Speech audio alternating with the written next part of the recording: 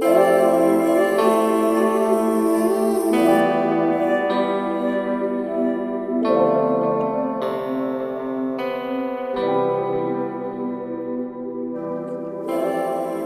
Naomi, her mother-in-law, said to her, "My daughter, should I not seek rest for you, that it may be well with you?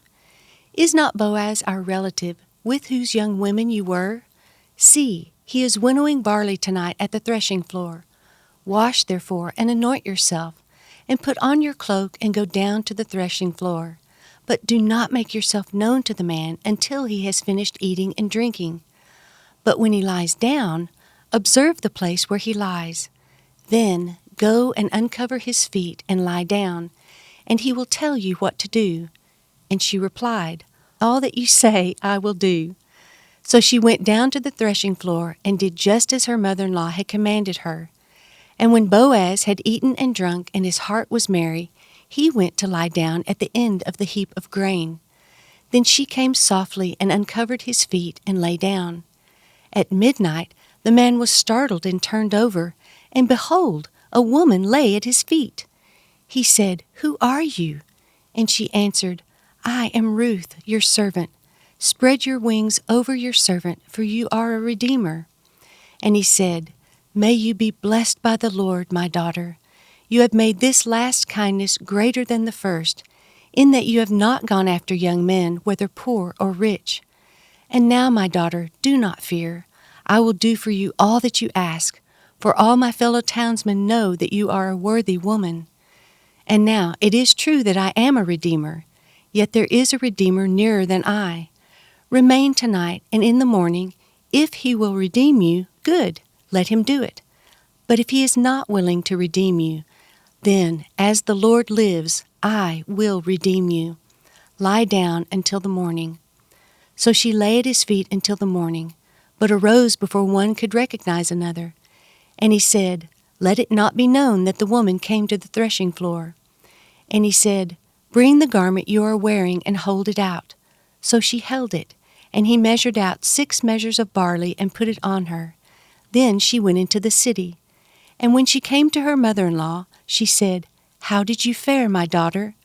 Then she told her all that the man had done for her, saying, "These 6 measures of barley he gave to me, for he said to me, 'You must not go back empty-handed to your mother-in-law.'" She replied, "Wait, my daughter, until you learn how the matter turns out. For the man will not rest, but will settle the matter today." Well, we're back with part 4 of our Ruth series, and I pray that this has just been such a blessing for you. And we're going to dive right into chapter 3. And remember, you can listen to the reading of Ruth beforehand. And if you haven't had a chance to work through your guide a little bit, it's always going to make this discussion a little bit richer. But if you haven't had time and you're just here joining us, stay with us. We really hope that this conversation is a blessing to you. And we're just back with Lindsay and Justin. And I just want to start by saying these first 3 podcasts have been so fun to just watch you share and get so excited. It's made me excited, not just for Ruth, but also just the whole Bible and how it all is coming together. And so I really hope our listeners have kind of got that spark of excitement to see somebody that spent years living in Ruth and exploring it, and he's just sharing such good truths as he's kind of dug around in Ruth. And so my wife kind of got jealous of Ruth, for a while. She's like, I feel like you spent a lot of time with Ruth. Who is this Ruth lady? Gosh. Right. And today we're going to really dive into a little bit more into Naomi. So it gets a little risky in this chapter. That's right.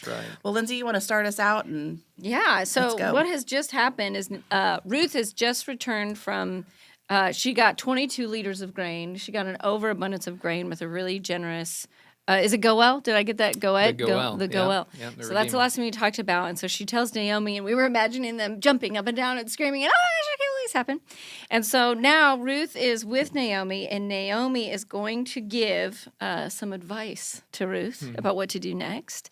And then Ruth is going to actually take action. She's actually going to make a huge risk here. Yeah. And then we're going to see what develops from that. So let's start off with the conversation between Naomi and Ruth. Yeah. And Naomi's advice to Ruth in this moment. Yeah. Yeah, I think Naomi is right to see. I think at the end of chapter 2, she's starting to see that dawn light where she's like, "Oh, you're in Boaz's field. He's kind of one of our relatives, and he Yeah. could redeem us." And so she sees a little bit of maybe the story is turning a corner. Yeah. And like any human would, there's a part of like, how do I make these things happen a little quicker, right? I remember when I first met my wife, first met Rachel, I was head over heels with her and wanted to start dating her, and all of our friends were playing matchmaker, trying to put us into Fantastic. situations that maybe we could progress this thing along Yeah. to happen. And the reality is our relationship ran its course the way it was supposed to. Nobody had to do anything. Like we could have just done what we were doing, and we still ended up where we are. But Naomi feels like she's got to pick up the plow, so to speak, and like let me move things along for you and just make things happen. She says it here, "My daughter, should I not seek rest for you, that it may be well for you?" And from a biblical theological standpoint, you just got to ask the question: where does rest come from? Who's the only one that can promise to give rest? Giving rest is a prerogative of God. Like God is the one who gives rest, which is also ironic that Jesus is the one that promises to give rest in the New Testament, right? Because nobody else can give that kind of rest. Right. So the fact that Naomi starts off by saying, "Should I not give you rest? Should I not seek rest for you?" It's kind of her. She doesn't know her role here. She doesn't know. She's forgotten what lane she's supposed to run in. So now she's like, "Let me help God along here, and I'm going to try to provide rest for you." So she totally steps out of her lane in a big way here. But God, again, it doesn't stop His purposes or His plan. He didn't need her help, but He's also not going to let her hinder what He's doing. Yeah. So Naomi tells Ruth to go meet Boaz on the threshing floor and make yourself known to him while he's eating and drinking, and go and uncover his feet and lie down. And then she tells him to, like, at some point, she's kind of like, get yourself together, girl. That's right. What Get your lip exactly is gloss a on. threshing Look. floor? Good call. Yeah. Yeah, so a threshing floor would be a designated spot where you would separate the wheat and the chaff after you've cut down big stalks of grain, and so what you're trying to do is you're trying to get just the grain, and you want to throw away the chaff. And threshing floors were celebratory ceremonial places as well, because they represented God's provision in a big way. And so if you're at a threshing floor, you're seeing piles of grain around, and these guys are working. And I mean, it's the haul. Yeah. I mean, look at what we've hauled in this year. Is this in like a tent? Is this in a rock? I mean, I'm just trying to imagine Yeah, any idea. Like, it's just kind of an open space. I mean, they differed, based on what people wanted to do, but there's just an open spot in each field, and guys are bringing their stuff, bringing their wheat there, and they're separating out. And it's like the best way I could explain it would be like if the men's ministry were to do a hunting trip, and we all bagged a big buck. Okay. And now we're going to come back and we're going to make venison burgers and drink beers and have a celebration. I mean, that's kind of essentially what the threshing floor is. It's a place where you bring your harvest. all the collected. Yeah. Yeah, you're getting it ready for the storage and for the winter, but you're also celebrating because you've hauled in a lot. It's been hard work. You're done. This is That's a a good huge picture moment. of what Yeah. she's saying Yeah. to go there. I also think the men's ministry should do I a thought collected that was hunt, coming. you Yeah, know, we'll I'm just- pass that along. Yeah, if you that's don't helpful. mind, Yeah. to whom it may concern. Yeah. So but that's what they're doing. They're just it's a place where they celebrate God's provision, and it's just a huge joyful moment because they're going to survive. We've got food. Yeah. We can celebrate. So Fantastic. And is, like, Naomi's not in her lane, but is she telling Ruth to do something immoral? Like, is Naomi a pimp here? And she is pimping out her poor daughter-in-law. yeah. Yeah. Well, there's two sides of it. Obviously, there's the human side of things, and then there's what the symbolic side of what's going on here too. I do think Naomi's trying to move things along. I think when she's telling Ruth, "Hey, wash yourself, put your perfume on, get your dress on, lie at his feet," and then kind of the command, observe where he lays, then go and uncover his feet and lie down, and he will tell you what to do. I think here Naomi's kind of a just kind of an amoral character in her. I don't think that she would have outright told Ruth, hey, sleep with Boaz, right? I don't think that's where she's going with this. I think what she's telling Ruth is, I want you to do everything you can to signal to this man that you're open for business for marriage, you know?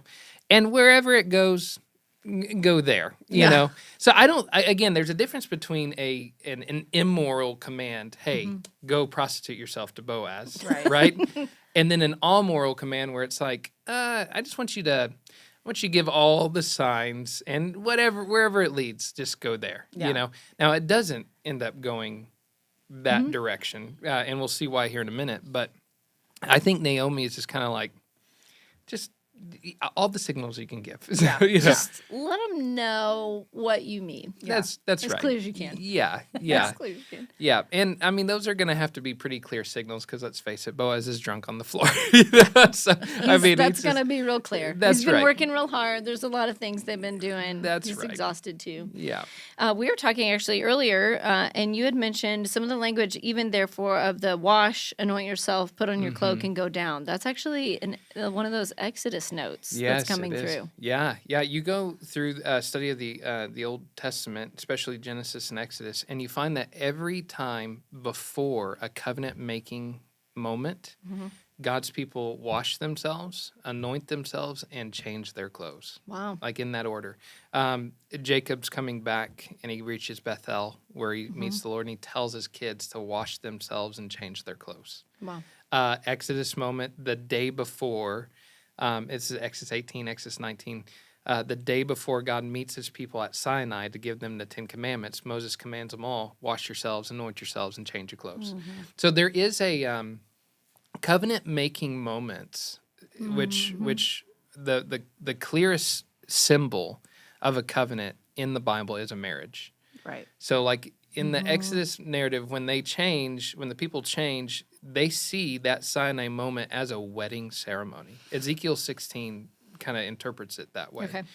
So get ready for the wedding. I mean, essentially, it's what this like you know, you wouldn't show up to your wedding, you know, in your gym clothes and all sweaty and everything. You wash, anoint, and wear your wedding dress, right? So that's kind of what is happening on this side of things. Is as far as the Exodus theme, it's more just connecting the moment. Like this, what's about to happen is a big covenant moment. And it'll culminate in a marriage in a big way.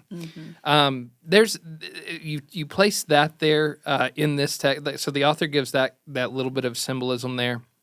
But then there's the time that all this happens. Okay. In verse 8, it says, at midnight, the man was startled and turned over. So when all these things go down, is at midnight. Well, from a biblical theological construct, redemption happens at midnight. That's the time it happens. When did the Passover happen? It happened at midnight. So again, you're getting all these signals. She's to wash and anoint herself, change her clothes, get ready for a covenant-making moment. But then all of it goes down at midnight, where all the redemptive moments in history happen is at midnight. So That's really encouraging. My mom always because told me nothing happens good after 10:30. nothing good happens after 10:30. You need to get home. I feel Ruth like and I've Naomi been a little disagree. misled. That's right. Go. Yeah. That's encouraging me in two ways, like personally, because I've just had some of my own stories where my expression of it is God showed up at the 11th hour. Yeah. Right? And this Yeah. is quite literally like, no, push it an hour later. He comes Yeah, at that's right. midnight. Yeah. And when everything feels dark, I mean, Yeah. it's literally dark in the middle of the night where Yeah. it seems nothing good could happen. Right. He shows up. Yeah, absolutely. That's where he I love comes. that. Yeah, That's it's the it's shirt a I turning want. point. Yes. Redemption comes at midnight. That's Taylor right. Swift, midnight, we're coming for you. Yeah, that's right. There you go. That's awesome. That's Yeah. great. All right, Ruth comes. They're at the threshing floor. Everyone's been celebrating. Lots of good food, lots of good drink. Now everyone goes to sleep. And Ruth sleeps at his feet. At midnight, he's startled. Oh my goodness, Yeah. there's a woman there. And she Yeah. says some very important words to him that we've referenced before, but let's go into it now. She says, I'm Ruth, your servant. Spread your wings over your servant, for you are a redeemer. Yeah. Yeah. So we got to back up just a little bit here because there's the whole uncovering the feet, which will clarify what she means by spreading the wings over her. Okay. You know, a lot of people ask me, and they get this from a lot of the commentaries they read, is, you know, uncover his feet a euphemism, like a sexual euphemism, like sleep with him? And it can be. Outside, it's extra biblical. It doesn't happen, Yeah. you know, Yeah. here. But it can be. It's kind of like if somebody were to say, if I were to say the phrase, whose bed have your boots been under? It's like we all think of the old country song and the cheating and all that kind of stuff. But boots aren't always a symbol of sex, right? I mean, it's being too narrow to take one phrase and say that's where we That's for sure what it meant. Yeah, that's where we over sexualize things. Is where we take a phrase, and though it can be used in some sexual connotations, we always interpret it that way. There are moments where it's like there's a phrase here that it could be a euphemism in other instances, but in this case, the context doesn't allow for it, and here's why. When she goes and uncovers his feet, remember he's laying down outside, which deserts get cold. Bethlehem in particular gets cold at night, and he's laying outside, half drunk, laying at a heap. What is he using as a blanket? Well, he's using his kanaf, his cloak, right? And she pulls that kanaf off of him. She pulls the cloak off him, and he shivers awake. At midnight, the man was startled. The Hebrew there was startled is like he shook, like kind of shivering in a sense. So I can. It's not too far of a stretch for me to think that Boaz gets cold. And he wakes up. He's like, "Where the heck did my blanket go?" And I mean, the war of the blanket in bed starts in early Ruth in this 3, relationship. right? So yes, I mean, my wife and I constantly wake up without blankets, and I can tell you, I wake up cold. It's just because my wife has taken my kanaf, and so anyway, that's what happens here. He shivers awake, and he asks, "Who are you?" And then she says, "I am Ruth, your servant. Spread your wings, spread your kanaf over your servant." So essentially what she has done is she has, taking off the cloak off of his feet and causing him to be cold, it's like she's taken a wedding ring and placed it on the nightstand next to him. It's like, here's what I want you to do. It's like if he's asleep, he wakes up, he sees the wedding ring next to him. It's like, it's clear what her intentions are. She wants him to marry her. She wants him to redeem her. Yeah. It can't be sex. And here's why it can't be sex. Number one, Boaz has already been called a worthy man, and he calls Ruth a worthy woman.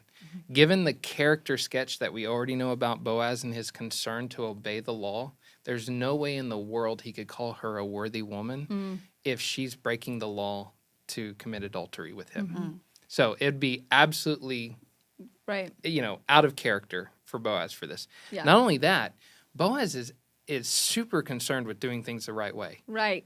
I mean, he comes into it later where he's like, "Hey, yeah, I could redeem you, but there's someone closer to me."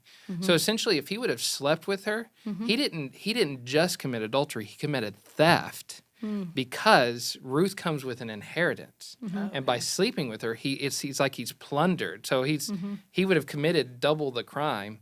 If he'd have done that. And it doesn't seem like that's what Boaz does here, So it's just looking at Ruth 3, it's completely out of character to say that these two are sleeping together on the threshing floor. They're literally sleeping, but the sexual connotation needs to fall off of that. That's our postmodern vantage point that we're just like, oh, a girl and a guy on the threshing floor. We know what happens. It's like not every time red and blue come together do purple get made. That's as an old. I used to tell that to my students when I was a youth pastor. Like when we go to camp, we're not making purple. So red and blue stay in. Yeah. Anyway, so all that to say, I just think. I think as we're looking at what she's saying here, she's asking him explicitly for a marriage proposal. Yeah. Naomi may or may not. It's questionable whether Naomi may or may not have been open to Ruth sleeping with Boaz in a real way. Ruth's not open to that, and Boaz is not open to that.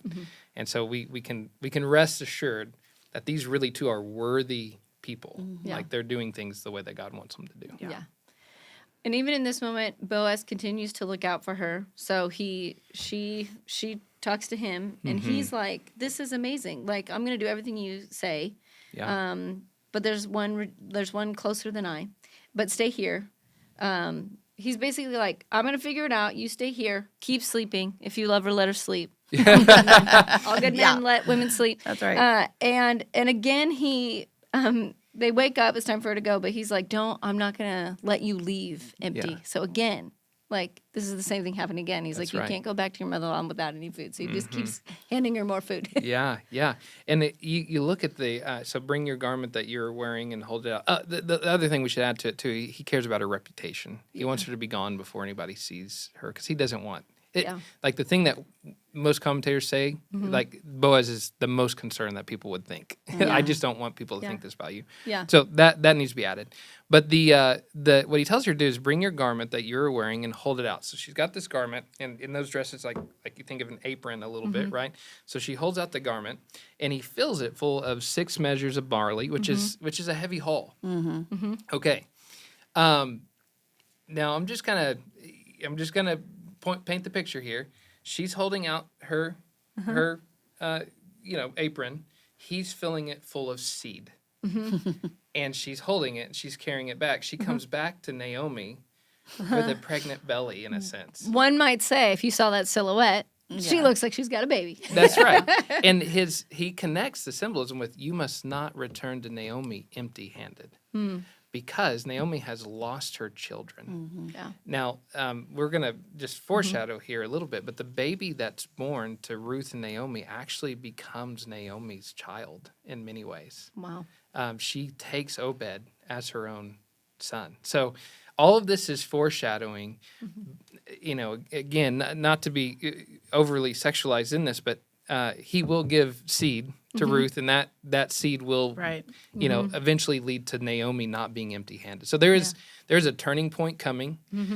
They've been on their own. They've been vulnerable. They've been unprotected until they reach Boaz's field. Now Boaz steps into the driver's seat, and not only that, like just put yourself into Ruth and Naomi's shoes here. You don't know how you're going to make it. You went from Ruth 1 where you're like, we're probably going to starve to death. We're going to have to pick up food off the ground to survive, and who knows how much we're going to get. Can we keep the inheritance running? I mean, there's just all those concerns. And then in Ruth 3, you hear the promise from a redeemer. There's somebody else that can redeem you, but if he doesn't, as the Lord lives, I will redeem you. Wow. And in that, it's like promise, like, look, if I don't redeem you, I'm basically saying the Lord's dead. Like, that's how strong Boaz is here. It's like, at the end of the day, Ruth and Naomi will be redeemed by someone. Come hell or high water, he's going to make sure it happens. I just think just the massive, the comfort and the relief that would happen. And that's where, Naomi hears it, and Naomi, she gets her hand off of the plow. Yeah. She started off with, should I not seek rest for you? Yeah. And then now she takes her hand off the plow, and she says something totally different than what she started saying. She says, wait. She just tells Ruth, wait, until you learn how the matter turns out. For the man will not rest, but will settle the matter today. Yeah. There's a book in there. Yeah. Shall I not seek rest for you? So Naomi thinks she has to provide rest, but God teaches her in this moment. The needy don't provide themselves rest. The Redeemer provides rest. Boaz is the Redeemer. So where is rest going to come from? Right. It's going to come from the Redeemer, not from the one that's in need of redemption. And I mean, that sentence alone for me as a Christian is like, am I the Redeemer or am I the one in need of redemption? And if I'm the one in need of redemption, who do I think is going to provide my rest? It's not going to be me. I'm the Naomi. I'm the Ruth. My redemption is going to come from my Redeemer. My rest is going to come from my Redeemer. So there is that, again, that book in there. Where does rest come from? Who's trying to do the rest and It's great. make things happen? So I love it. Can you explain to us a little bit about when Boaz does say, there's someone closer than I am, and I have to deal with this with him? We've kind of hinted at, but can you just explain why it's really important that Boaz acknowledges this and then seeks it out? Yeah, so there's an order of events that have to happen when there's a widow and an inheritance involved. Remember, I think I said in the last episode that inheritances belong to the family. So when God parsed out the inheritance to Israel in Joshua, he's giving it to specific families and clans and tribes. I mean, they're finding out what they're receiving by lot, and God is sovereign over how the lot falls. And so you just think about Caleb's family. Caleb's family gets Hebron from the Lord. That's his gift from the Lord. So every family is looking at their parcel of land, and it is proof that God gave this to me, which means it wasn't even for them to sell it to whoever they wanted. In a land inheritance law, I don't get the choice to, I don't like this property, I'm going to sell it to somebody else, and I'm going to move. I could sell it if I was in hard strait, but in 7 years, I get it back. I buy it back. Oh, okay. So no inheritance stays outside of the clan of what it was given to. So, we're selling homes right now. Let's just say that I lived in Israel. Suppose I was selling the home because I couldn't afford it and I have to get something else.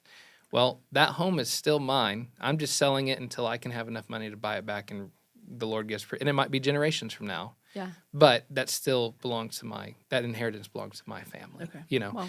So that being said, there are kinsman redeemers who are closer, right? So typically the closest kinsman redeemer would be the brother. So if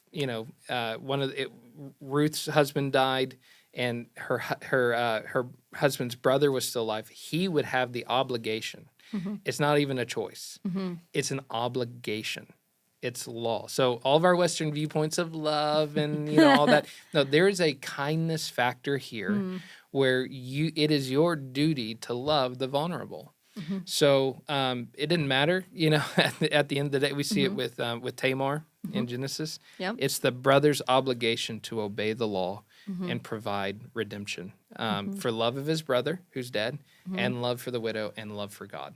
Yeah. And you kind of go out in concentric circles. So you go from brothers to cousins to uncles to it just kind of keeps going. And so we don't know, and it's intentional that we don't know exactly who this kinsman redeemer is. We'll talk about that in chapter 4. But he's closer than Boaz is. So Boaz has to go inquire with that. That's man right. First. That's right. He's basically going to go tell this man, do your duty, man.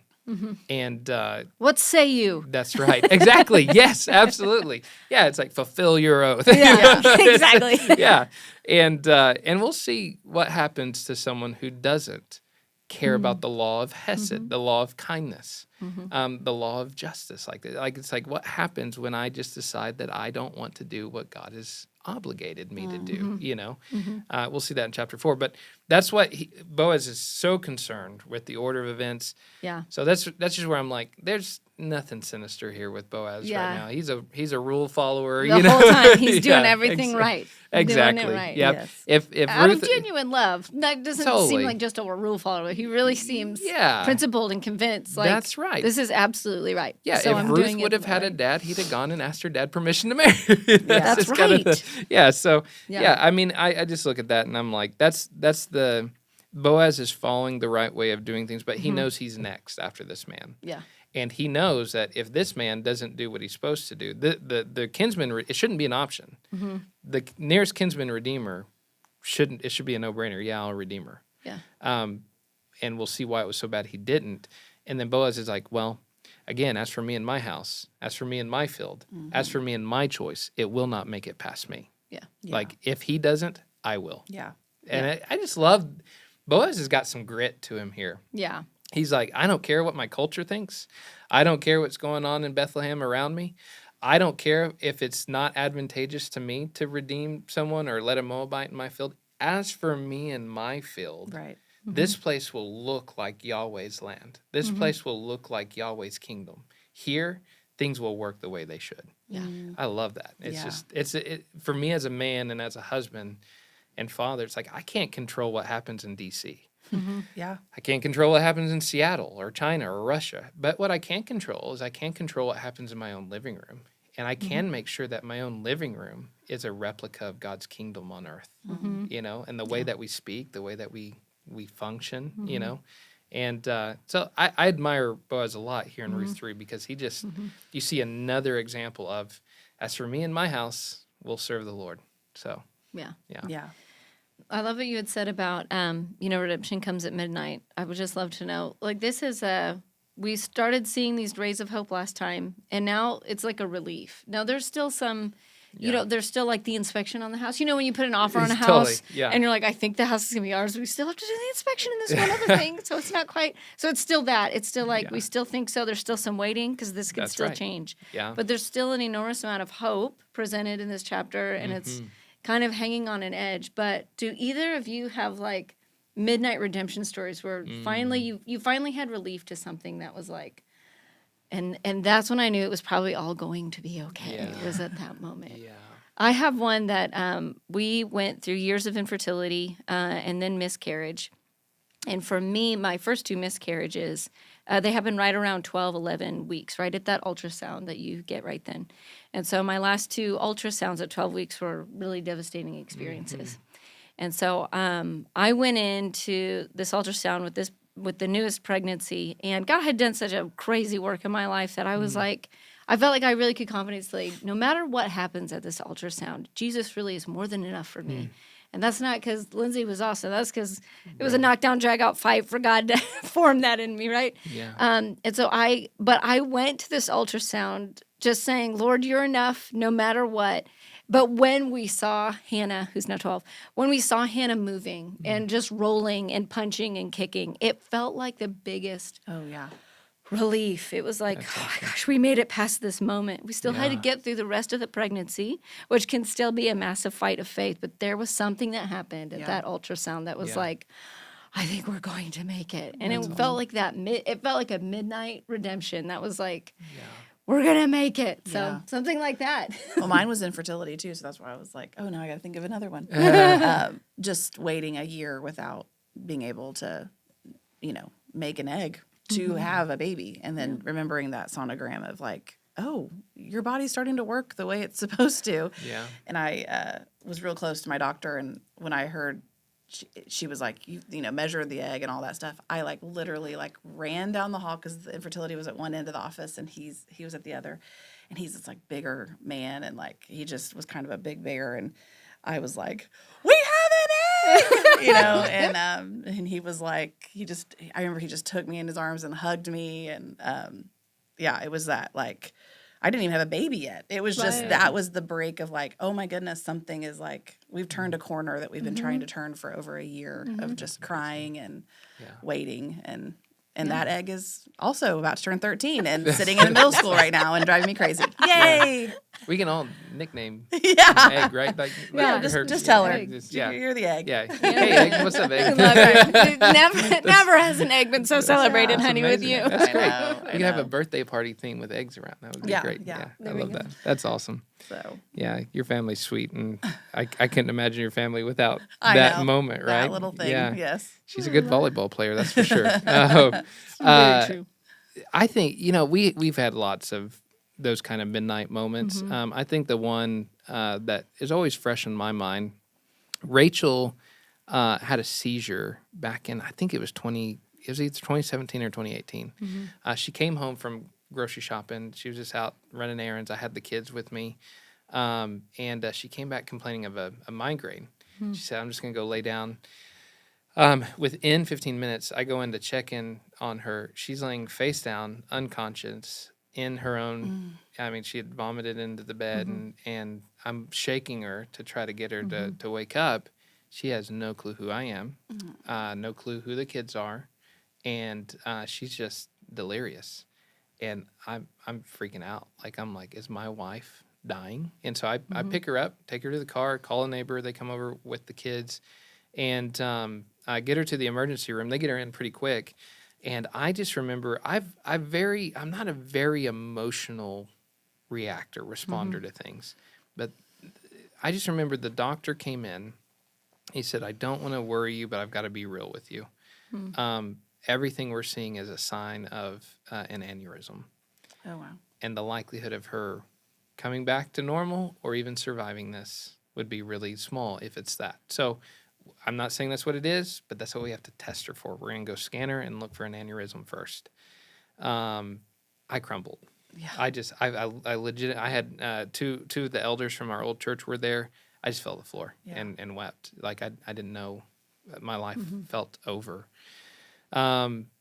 She gets into the aneurysm scan, and she's in the scan, and I'm in the back room, and I just remember hearing the words, "Well, good news, we can't see anything."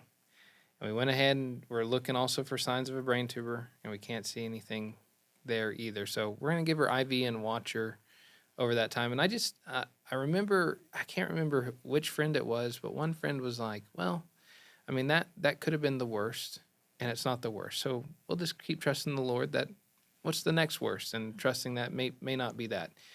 And it was at that moment I kind of realized, like, God's not in a hurry to take my wife from me. Like, he's not, like waiting at the edge of his seat to be like, I'm going to make Justin a widower, Yeah. And, but at that moment, it was just that midnight hour where the worst thing ended up being, I don't even remember, hyponatremia or something like that, where it's like Rachel has a sodium deficiency, where if she didn't eat enough sodium, drink enough sodium, then she gets a migraine and loses her memory, But, what a wonderful small problem. That's Just right. We'll I have was like, salt on you all the time. exactly, right? Yeah. Gosh, yes. I mean, it was just an amazing moment to realize that aneurysm, the worst.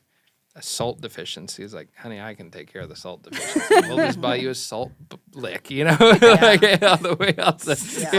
Like we can solve this. This is the best issue. Yeah. It was just, I've had those moments where it's like I got to figure things out. This is scary to things are taken care of.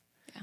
And that was one of those moments I think of when I just went from, oh my gosh, am I going to be planning a funeral? How do I tell the kids? How do I do this? How do I do that? To suddenly be like, oh, Rachel just needs electrolytes once in a while. It's like oh, okay. Yeah. Everything's okay. We're fine. We're Well, alive. and we gave 3 like medical. I was sitting here trying to think just other. I think when we are walking by the Spirit, I've had moments where I've just been in really hard situations, and the phone just rang with the right friend to check on me, and they don't even know what's going on, and like so it's just even those moments where the Spirit like prompts someone.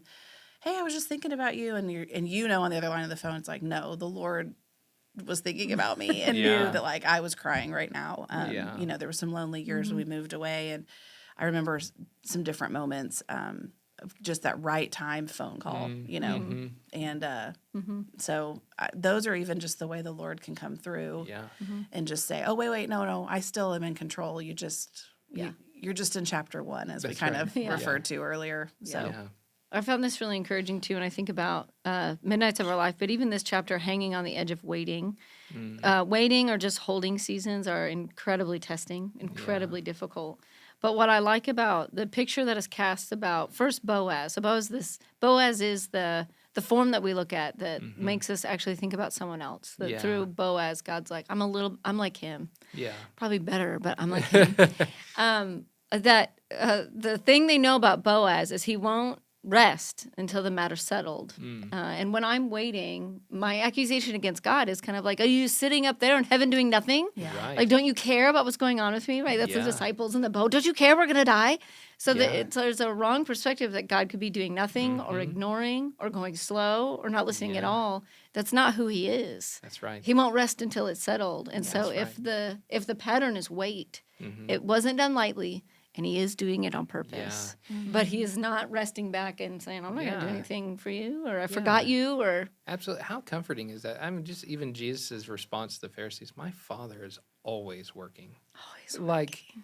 Like I mean, God never does nothing. Like, even in the Sabbath rest in Genesis, it doesn't mean he stopped doing anything, because... The Scripture makes it clear that God upholds the universe with His word, which means if He ever did nothing, we're dust. Yeah. We're like the. Did you see Marvel when everything just disintegrated? That's what happens. Yeah, that's right. It's just nothing but Thanos tragedy, But God never does nothing. God is always working, which should give us. I mean, just to know that there's somebody working for you, and that He loves you so much, it doesn't mean that things will work out always the way that you want it to, but someone is working for you. Contentment is not, I'm going to have things work out the way I want them to. Contentment is, I have someone who works for me, and is for me and does good things for me. That gives us peace, and just a setback of, and the one who's working for me is El Shaddai, Almighty. He's the Lord. He's the one that can do whatever He wants. So, and what He happens to want is to work for my good. So, yeah, I just can relate so much to Naomi. I mean, I have a lot. I mean, I'm not agreeing that she should have, if she was pimping out her daughter, which we're not convinced she was, but you know, Could have been. Yeah. yeah, she could have been. But I even in that moment of just like when you feel desperate and you just, I think it's so good to just keep a real pulse of putting ourselves in their shoes and being honest with ourselves of the places that we're waiting for things or we're worried. We can use, you know, we're anxious about something. And so that's another word for like, I need something to happen here. Or, I don't know, you want to control, you know, that your kids would get saved or that they're going to have good grades. Or if you're single, it's like you are hoping for a spouse. And as a female, you're like, well, I don't want to pursue, but how do I control these things? It's like, it does all feel like you have to get in the driver's seat. Totally. And so then you get this spark of hope. Yeah. And it's like, oh, thanks for starting it. Now I'll write the rest of the story. Right. And I do that all the time with stuff. Like, and so I think it's really good to just sit with the Lord and say, Lord, where have I gotten in the driver's seat? And you're like, move back over, please. Yeah. Like, I can do a much better job than this. Yeah. And if I could just point one more little takeaway with that, because I think that one's so good. I think the other one is, do you even want to be redeemed? Where I get that from is Ruth knows the situation. Boaz is apparently an older, he's calling her like daughter, like in the story. So he's not, he even recognized there's a lot of younger guys you could have gone after. There's a lot of younger men, but you showed me a kindness by coming to me.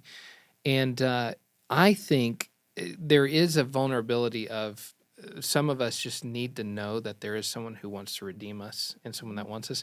There's another side of it, though, where we have to be humble enough to receive the redemption that the Lord gives. Yeah, in the version he gives. In the version he gives. Like, exactly. I want to be redeemed, but not by an old dude, not by a Boaz. Can you send like, give me the Corvette Israeli, that guy, Someone who is like Absalom. Long hair, or whatever. Especially if you look at somebody else's journey. You just start to like go, well, I'd like that version of provision. I'd like that version of having a baby. I'd like that version of, Yeah, and this highlights Ruth's character here, where she's just humble enough to be like, hey, Boaz is the provision of God. Yeah. And what I want and what I'm thinking is going in the back seat, because God's answering my prayers.